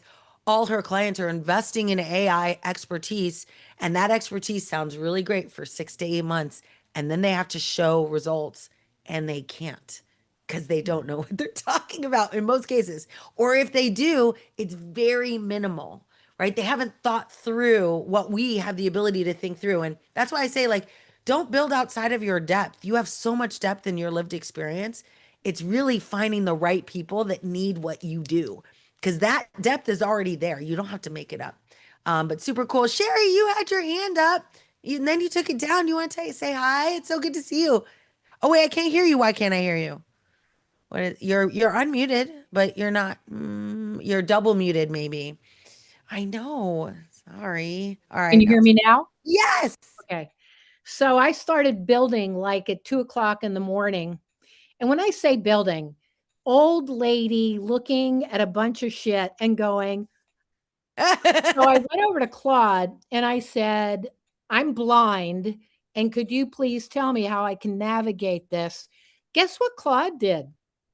It took everything away from Lovable and built everything, built me an app, built me the strategy because I'm in the middle of a contract. gave me the entire structure of what I'm going to pitch for them to buy, gave me the scripting for 6 other, in case the people on don't know it, I'm into the advanced stage facilities, whether it's independent living, assisted, memory care, whatever. And I'm training the trainers. And they have fallen in like with me, but they would put people who are so deep and nonverbal to test me that it was incredible. And I said, can't one of them still talk? Please. So anyhow, I passed their test and I made so many incredible apps on the fly. I got these people who don't speak to kind of emote. When I say kind of emote, if you really understand dementia, Alzheimer's, you will understand what I'm talking about.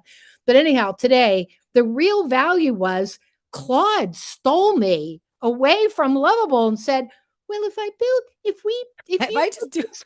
you put this in Lovable, there are 8 steps and it will take 2 to 3 hours, but I will build you something right now. And it did.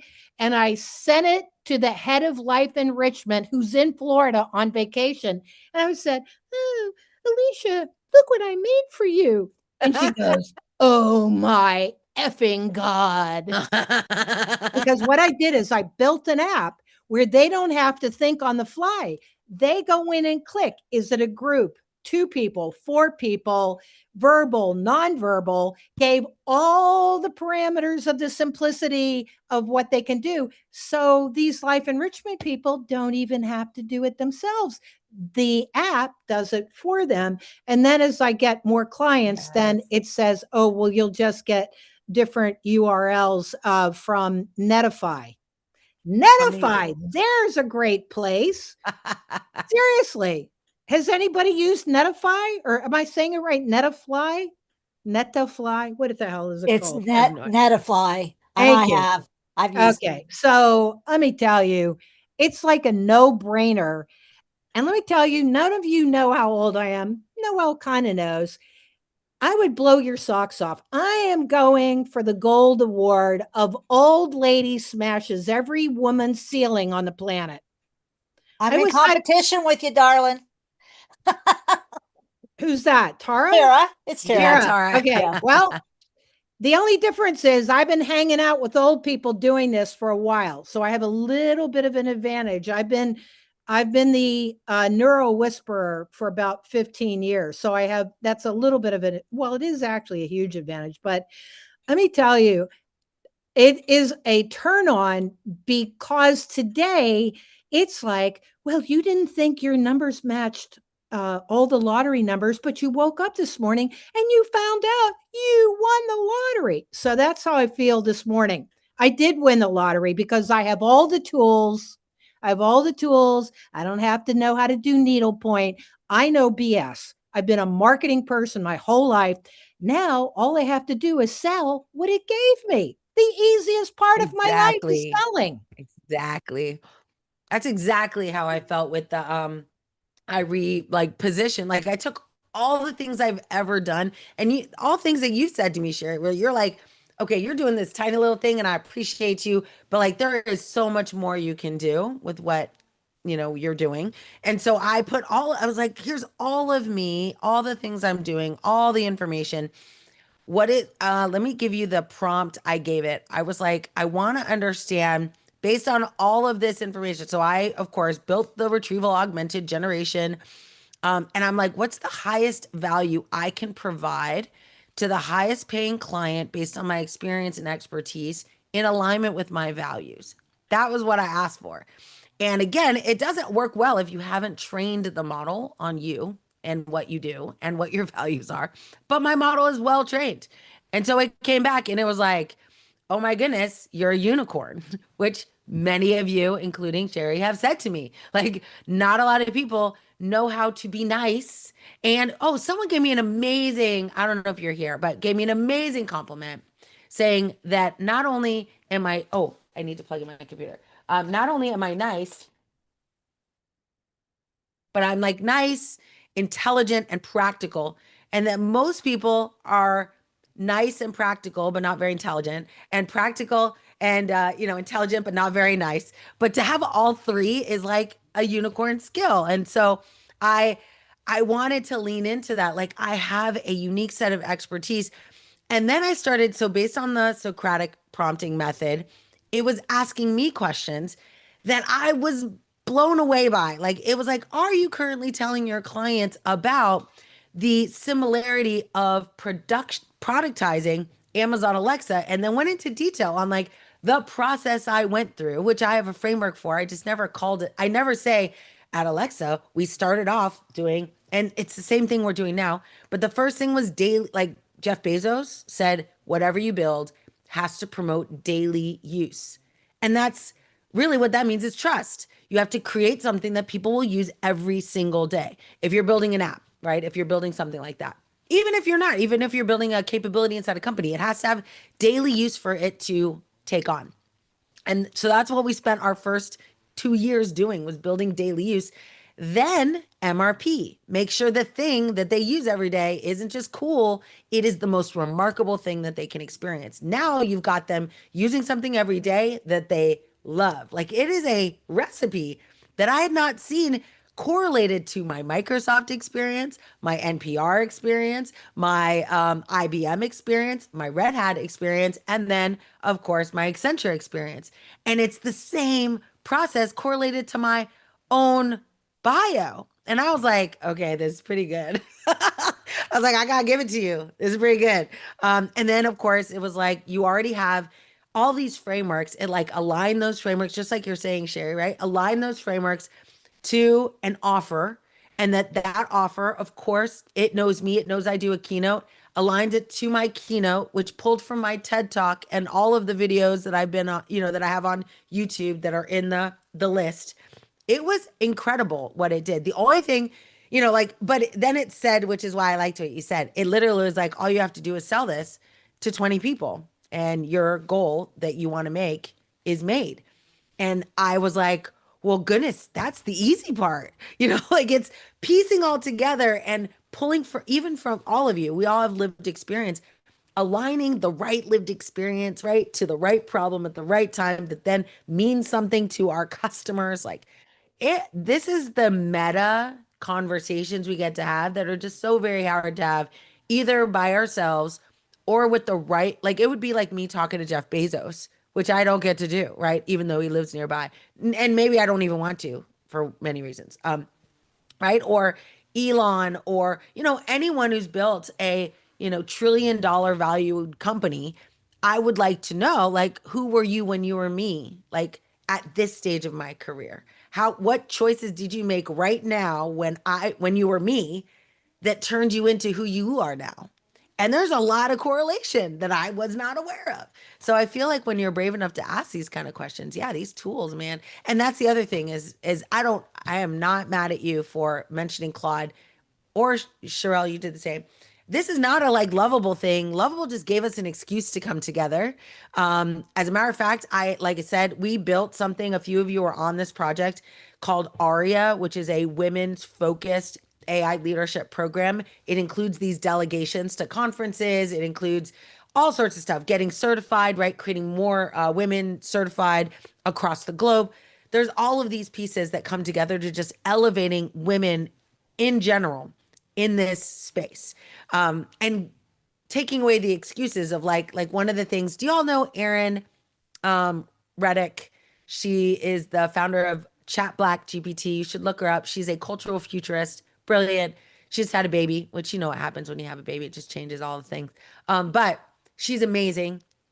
And she basically introduced me to this concept. I mean, she's younger than me. She's me, I don't know, 15 years ago. I don't want to say how long. She's me 6 kids ago. We could say that. So she just had her first child. She's like very successful. She's growing her. And I realized like, what's the biggest gift I could give to a woman is to just give them at least a view to a playbook that has worked for me of things you do at the time in which you need them. Like right now, she's deciding, do I go on my own or do I get another job? That answer is based on, for me, how many companies have you worked at? if you've got Amazon, Microsoft, Meta on your resume, I'm gonna be like, no, you're good. You've proved to the world that you've worked, like, but if you haven't worked anywhere, I'm gonna be like, yeah, you might want to go work at a company so they can teach you how to run a company.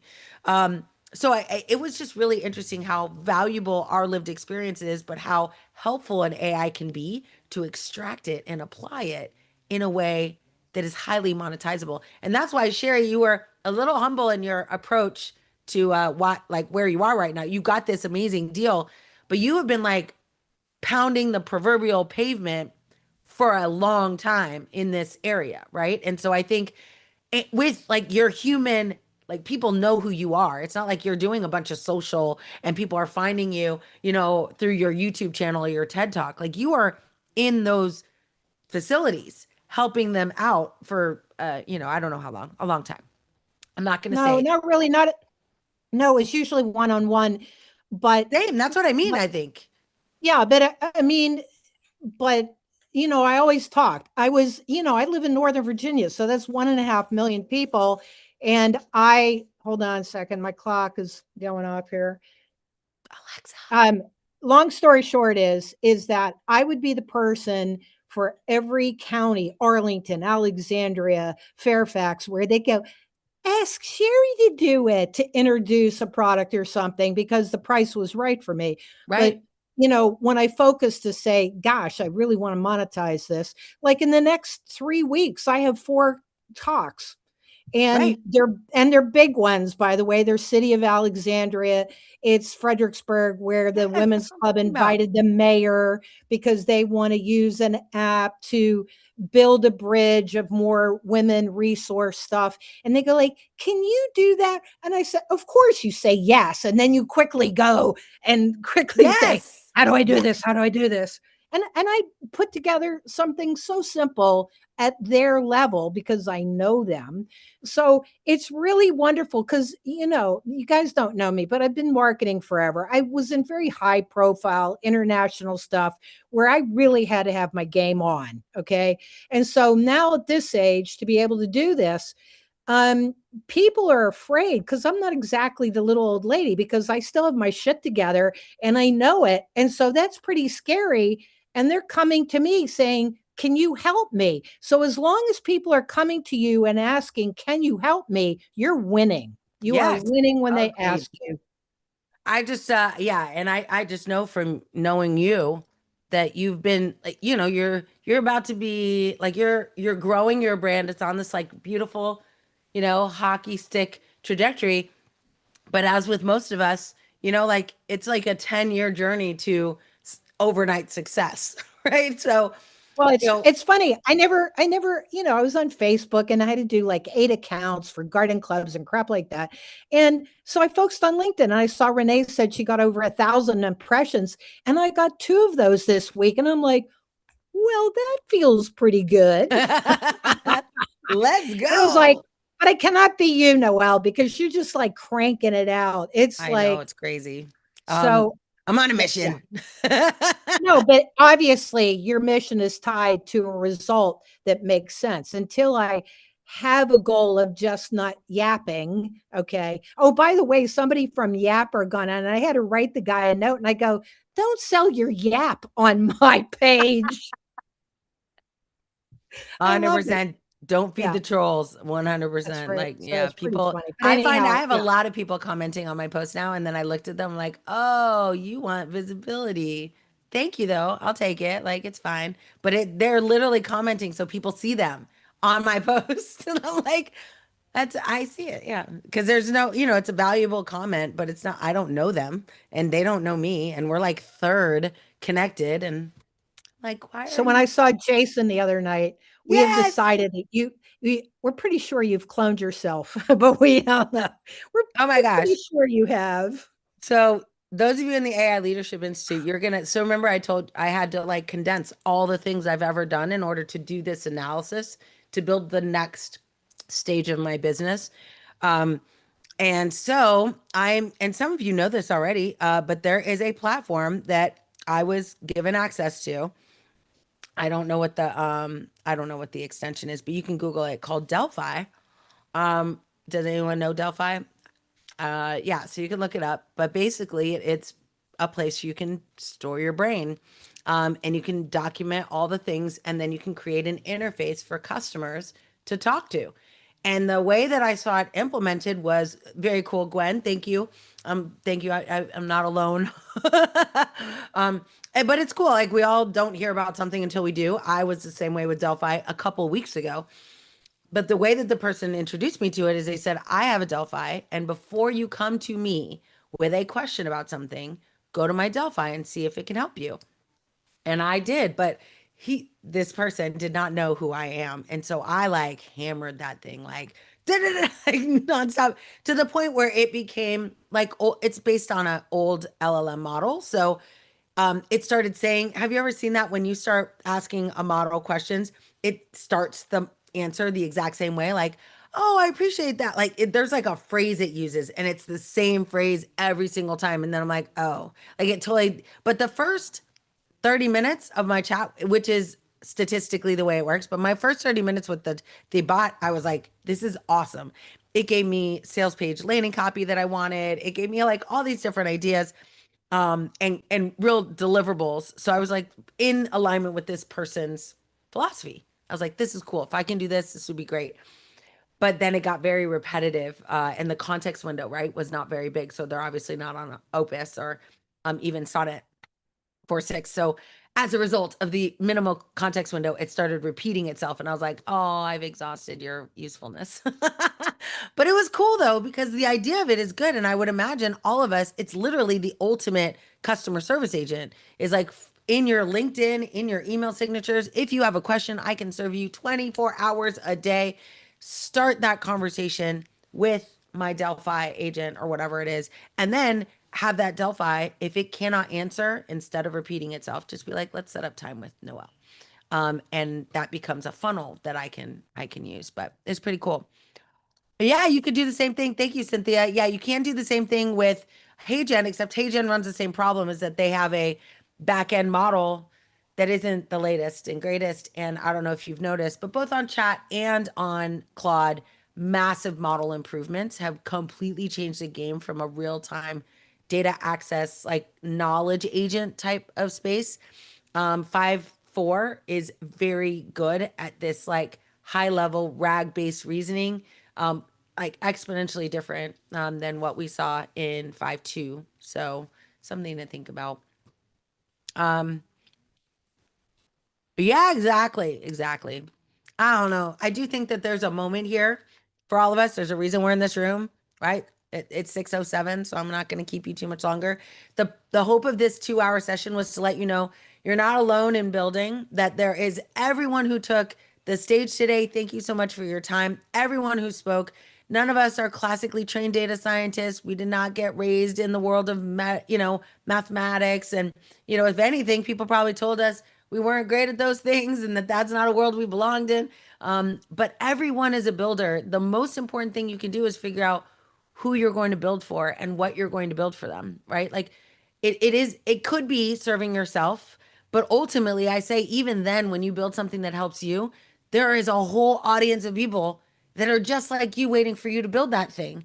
And so my hope today is that you will spend some time in Lovable. You have heard of Claude. Claude is amazing. Well, we don't have free Claude today. So use free Lovable to just get in the habit. I think it's a good like neurological practice to just build stuff that maybe you never use again, just to exercise the muscle of building, see what's possible. And then don't take anything too seriously. In the world of AI, I have come to learn the hard way that you can get on a beautiful track. And someone, I think Renee, you mentioned it when you were talking about using these models and then being able to having a requirement to like back up. Maybe it was you, or maybe we talked about it at some other point. But sometimes you'll get down on a tangent in Lovable, and then you'll be like, "What are you doing? This is not good at all." And then you have to roll back those changes. And so having practice, like rolling back things, completely giving up on things, it is so hard. It's one of the things that kills most founders' dreams, is they get attached not to the problem that they want to solve for someone, but to the product they built to solve that problem. And that is what makes or breaks you as a founder, right? Either you are founding a solution to a problem, not a product. Now we can build products like this.